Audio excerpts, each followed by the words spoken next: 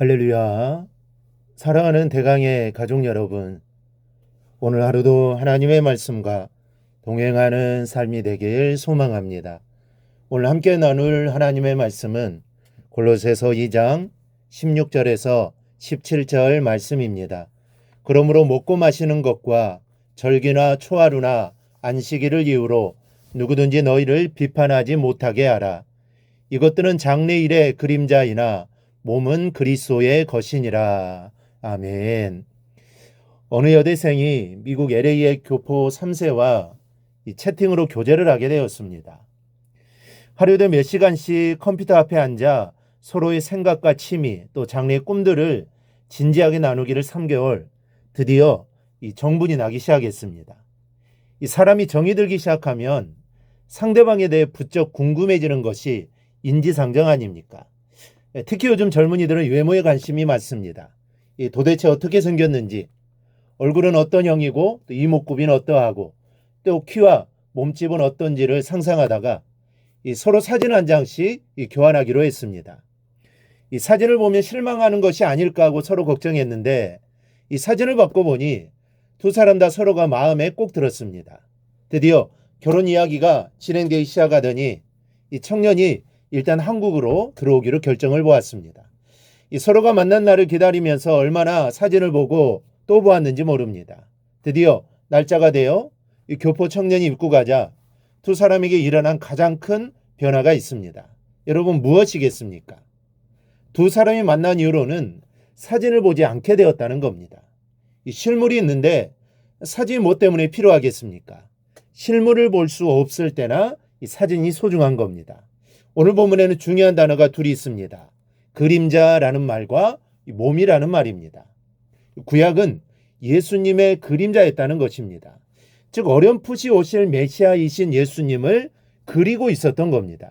그런데 이제 그림자의 실체인 몸이신 예수님께서 오신 것입니다. 그렇다면 그림자는 자기의 의무를 다한 것이 됩니다. 이제 그림자는 필요 없게 된 것입니다. 그런데도 그림자를 부여잡고 있는 사람들이 있습니다. 그 사람들은 어리석은 사람입니다.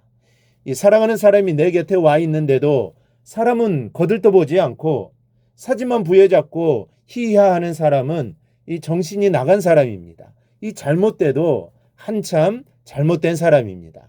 바울은 본문에서 바로 이 점을 말씀하고 있습니다. 그리스도께서 오셨는데 그리스도는 거들떠보지도 않고 그리스도의 예표인 구약의 상징들을 부여잡고 목숨을 거는 것이 너무나 어리석다는 겁니다. 이것은 신앙적으로 정신이 나간 사람들입니다. 그래서 우리는 그들이 이단이라고 부르는 것입니다. 이단들이 부여잡고 있는 그림자가 어떻게 실현이 되었는지를 살펴보면 그들의 주장이 얼마나 어리석은지 알게 됩니다. 먼저 안식은 그리스도를 의미합니다. 안식일은 제도가 중요한 것이 아니라 안식 그 자체가 중요한 것이라고 말씀을 드렸습니다. 안식일에 우리의 육신과 심령이 진정한 쉼을 얻도록 하는 것이 안식일을 주신 하나님의 목적입니다. 하지만 유대인들은 안식일에 지켜야 할 규정을 아주 까다롭게 만들어서 안식일을 더 피곤한 날로 만들어 놓고 말았습니다. 그런데 주님께서 오셨고 그 안에는 참된 쉼이 있었습니다.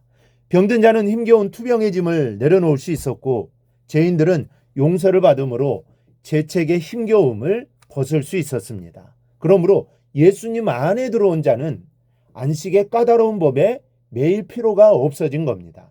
그래서 예수님은 자신이 안식일의 주인이라고 말씀하면서 수고하고 무거운 짐진 자들아 다 내게로 오라 내가 너희를 쉬게 하리라고 말씀하셨던 겁니다. 그럼에도 율법주의자들은 여전히 안식일의 몸이요 주인이신 예수님은 내버리고 여전히 안식의 그림자인 안식의 법만 부여잡고 늘어지는 어리석음에서 벗어나지 못하고 있다는 사실입니다.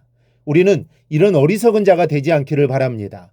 예수 그리스도 안에 있을 때 참된 안식을 누릴 수 있음을 기억하고 늘 예수 안에서 예배하며 참된 안식을 누릴 수 있기를 바랍니다.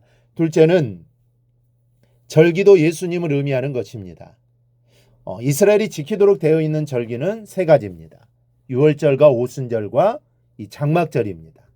유월절은 어린 양이신 예수님께서 우리를 위해 피를 흘리신 구속사의 그림자입니다. 그러므로 이제는 짐승을 잡아 바치는 유월절을 지킬 것이 아니라 유월절의 실체이신 주님을 내 안에 모시고 나의 죽음을 대신 지신 주님과 하나가 되어서 그리스도 안에서 죽는 경험이 필요한 겁니다. 또 오순절은 이스라엘 백성들이 하나님의 새로운 계명을 받던 날을 기념하는 절기입니다. 이 오순절도 예수님 안에서 성령 강림의 새 언약으로 그 실체가 완성되었습니다.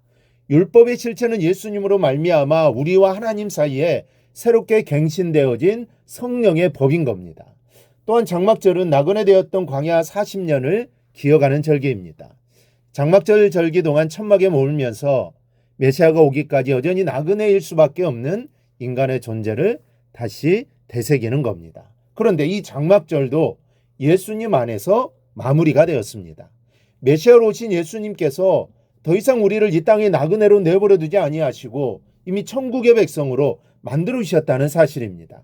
사실이 이런데도 구약의 그림자를 부여잡고 예수님을 외면하는 신앙은 어리석은 신앙입니다.